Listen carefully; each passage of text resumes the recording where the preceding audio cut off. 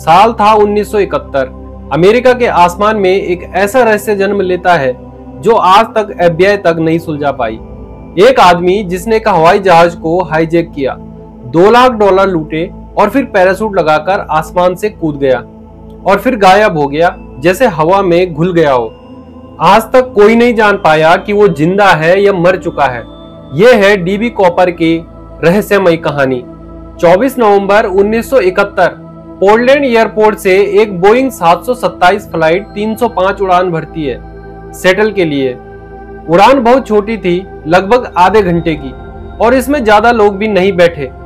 सिर्फ 36 पैसेंजर और 6 crew members थे। लेकिन ये सभी लोग इस बात से अनजान हैं कि इनके बीच इनके साथ एक हाईजैकर भी बैठा है। Black suit, white shirt, sunglasses लगाए हुए और हाथ में एक काला ब्रीफकेस था। उसने खुद को डैन कॉपर बताया। दिखने में यह बंदा एक बिजनेसमैन की तरह लगता है। वो बिल्कुल शांत था, किसी को शक तक नहीं हुआ कि आगे ये आदमी क्या करने वाला है। कूपर सबसे पीछे वाली सीट पर बैठा था। सीट का नंबर था 18E। उड़ान भरने के कुछ समय बाद कूपर वहां मौजूद एक एयर होस्टेस को अपना इंट्रोडक्शन देता है। मेरा नाम डैन कूपर है, और एयर होस्टेस का नाम फ्लोरेंस शार्पनर था। कूपर बड़े प्यार से और एक स्माइल के साथ फ्लोरेंस को एक नोट देता है। फ्लोरेंस शार्पनर एक 23 साल की लड़की थी।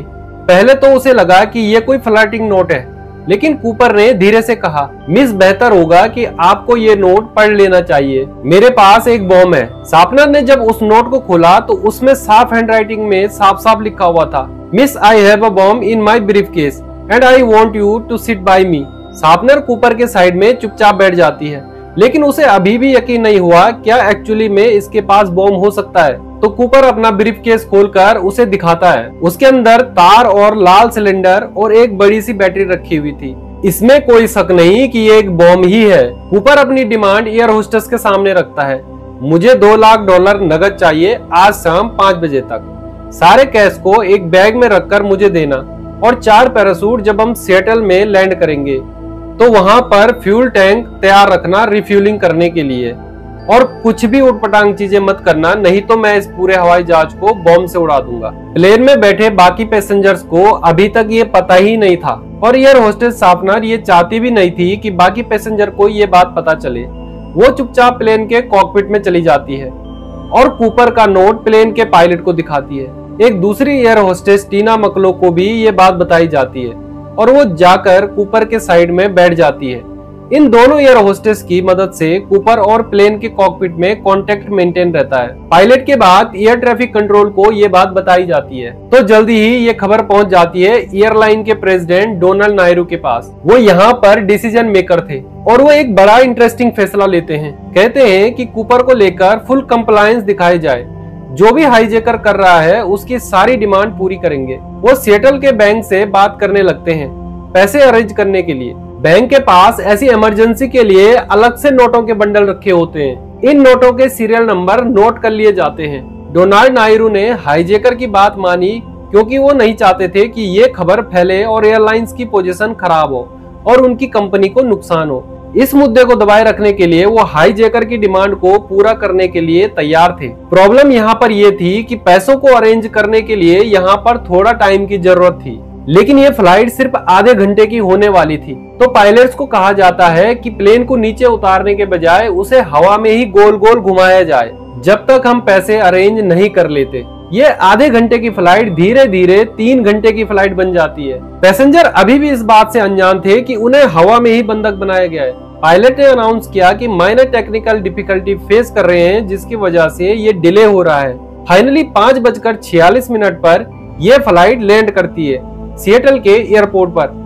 कूपर के इंस्ट्रक्शन के अनुसार प्लेन को मेन टर्मिनल की बिल्डिंग से दूर पार्क किया जाता है। सिर्फ एक एयरलाइन का रिप्रेजेंटेटिव प्लेन के पास आता है पैसे का बैग और पैराशूट लेकर। जब चारों पैराशूट और पैसों से भरा बैग कूपर को दिया जाता है तो उसने इजाजत दी कि सभी पैसेंजर अब प्लेन छोड़कर धीरे धीरे वापस जा सकते हैं, सिवाय टीना मकलो के।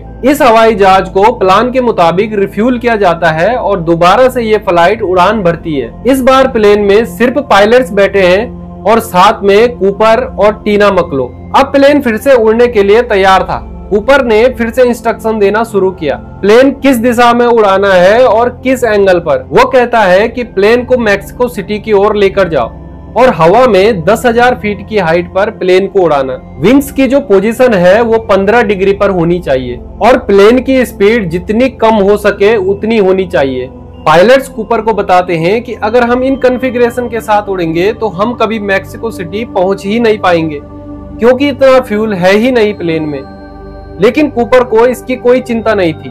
कूपर ने कहा है जैसे कहा गया है वैसे ही करो। आगे जो हुआ उसका किसी को भी अंदाजा नहीं था। कूपर ने टीना को कहा वो कॉकपिट में चली जाए। प्लेन के पीछे वाले हिस्से में एक अकेला इंसान बचता है। ये अपने पैराशूट निकालकर डाइव करने की तैयारी करता है। कुछ देर बाद एक लाइट इंडिकेटर ब्लिंक होती है, जो कि एक वार्निंग लाइट होती है। वो बताती है कि पीछे का स्टेयर डिप्लॉय किया जा रहा है।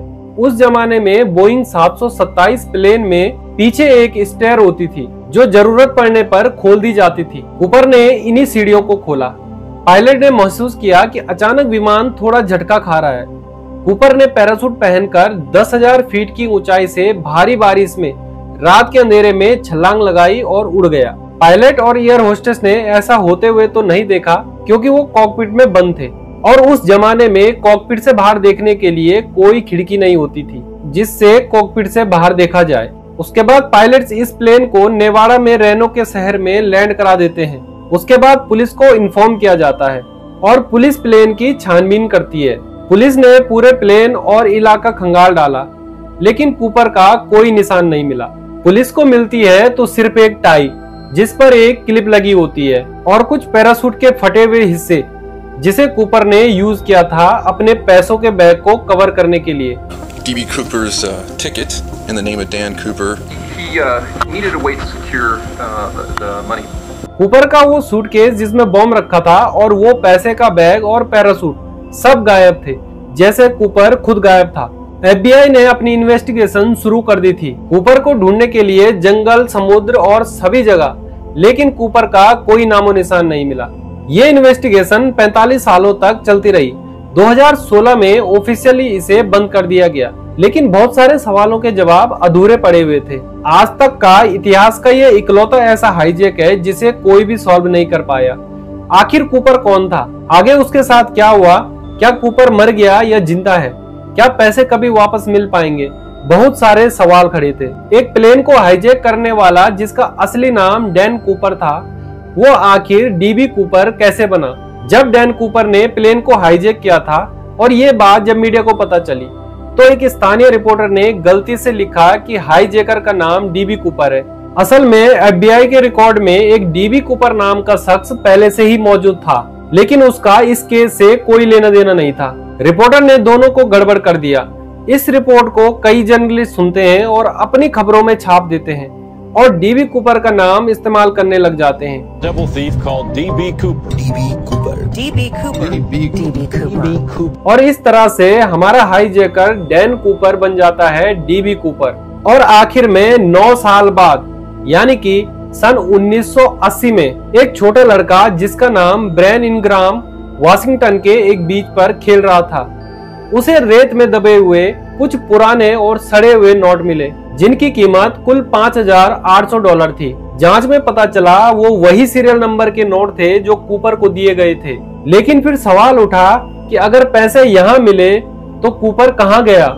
क्या कूपर मर गया या किसी तरीके से बच निकला? FBI ने सैकड़ों थ्योरी बनाई। कुछ कहते हैं कूपर असल में एक एक्स मिलिट्री पैराट्रूपर था। कुछ का मानना है कि वो कूदने के बाद मारा गया। तो कुछ लोग दावा करते हैं कि कूपर आज भी जिंदा है और एक नए नाम से रह रहा है। एक आदमी रिचार्ड मैककॉय पर शक हुआ। उसने कूपर के जैसे ही एक और हाईजैक किया था, लेकिन जब FBI उसे पकड़ने गई उसने फायरिंग कर दी और वो मारा गया। फिर FBI ने रिचर्ड मैककॉय का DNA मैच किया, लेकिन DNA मैच नहीं हुआ। 2016 में 45 साल के बाद आखिरकार FBI ने केस को बंद कर दिया। आज भी कोई नहीं जानता कि कूपर कौन था, कहां से आया और कहां गायब हो गया। लेकिन उसने सिर्फ एक चीज साबित की, अगर इंसान चाहे तो वो सबसे सुरक्षित सिस्टम को भी चकमा दे सकता है। डीबी कूपर की कहानी भी हमें यही सिखाती है। कभी कभी असली रहस्य किसी अपराध में नहीं, बल्कि उस अदृश्य इंसान में होता है जो सबकी आंखों के सामने से गायब हो गया। तो दोस्तों आपको क्या लगता है, क्या कूपर जिंदा बच गया या रात के अंधेरे ने उसे निगल लिया? नीचे कमेंट में अपनी राय जरूर बताना। और अगर आपको ऐसे ही मिस्टीरियस रियल स्टोरी पसंद है तो इस वीडियो को लाइक करके चैनल को सब्सक्राइब जरूर कर दें। मिलते हैं अगली वीडियो में।